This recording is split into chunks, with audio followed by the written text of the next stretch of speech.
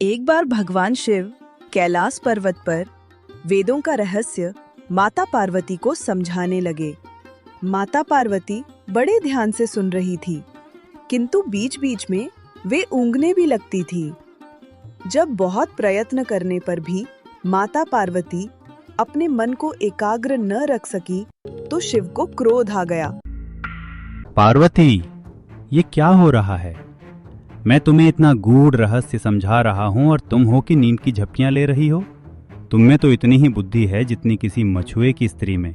जाओ, मृत्यु लोक में किसी मछुए की स्त्री के रूप में जन्म लो। शिव के शाप से पार्वती उसी क्षण वहां से गायब हो गई। बाद में शिव को बहुत पछतावा हुआ।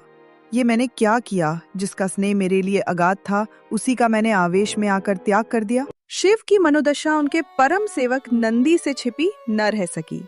वो सोचने लगा, स्वामी बहुत बेचैन हैं माता पार्वती के बिना।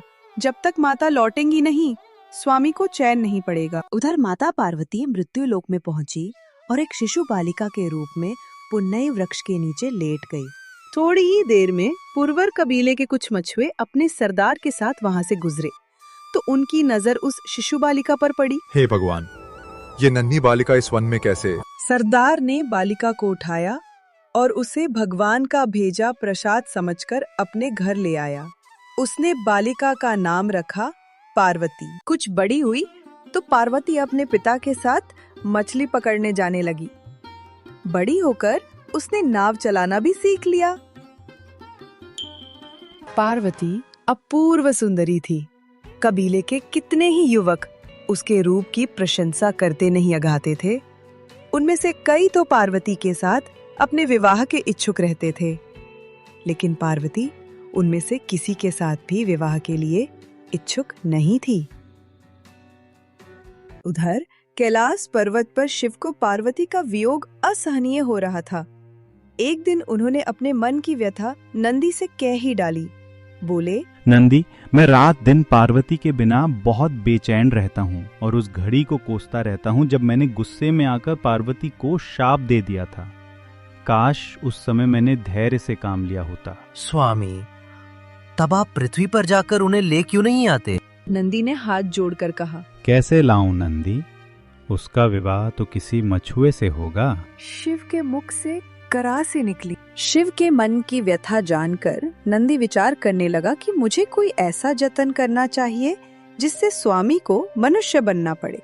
नंदी ने एक बहुत बड़ी मछली का रूप धारण किया और उस तट की ओर चल पड़ा जिधर परवर कबीले के मछुआरे रहते थे। वहां पहुंचकर मछली बने नंदी ने मछुआरों के बीच आतंक फैला दिया। मछुआरे जल में अपने जाल डालते तो मछली उनके जालों को काट डालती, उनकी नावें उलट देती। मछली का आतंक जब ज्यादा ही बढ़ गया तो कबीले के मुखिया ने घोषणा कर दी, जो भी आदमी इस मछली को पकड़कर लाएगा उसी के साथ मैं अपनी बेटी का ब्याह कर दूंगा। अनेक युवकों ने उस मछली को पकड़ने की कोशिश की, लेकिन असफल रहे। असहाय होकर मछुआ सरदार ने शिव की शरण ली। हे दया के सागर, हे शंकर कैलाशपति, हमें इस मछली से छुटकारा दिलाओ। मुखिया की बेटी ने भी शिव की आराधना करते हुए कहा, हे सदाशिव, हे प्रलयंकर, हमारी सहायता करो। अब तो हमें तेरा ही आसरा है प्रभु। शिव ने उसकी पुकार सुनी। एक मछुए का भेष बनाकर वे मुखिया के पास पहुँचे। उन्होंने मुखिया से कहा, मैं उस मछली को पकड़ने के लिए यहाँ आया हूँ। नौजवान, यदि तुमने उसे पकड़ लिया तो हमारी जात सदैव तुम्हारे गुण गाएगी। अगले दिन शिव एक बहुत बड़ा जाल लेकर सागर के जल में उतर पड़े। उन्होंने जाल फेंका तो मछली आकर उसमें फंस गई, जो वास्तव में नंदी था। मछली बना नंदी सोचने लगा, मेरा काम हो गया, अब स्वामी और माता पार्वती का मिलन हो जाएगा। शिव मछली को किनारे लाए। मछुआरे उनकी जय जयकार करने लगे। तुमने हमें उबार लिया युवक, हम किस तरह तुम्हारा आभार व्यक्त करें? फिर वचन के अनुसार मछुआ सरदार ने बड़ी धूमधाम से अपनी पुत्री का विवाह युवक के साथ कर दिया। मछुआरे शिव और मछुआरीन पार्वती के विवाहोपरांत नंदी अपने असली रूप में प्रकट हो गया और उन्हें अपनी पीठ पर बैठाकर कैलाश पर्वत पर ले आया।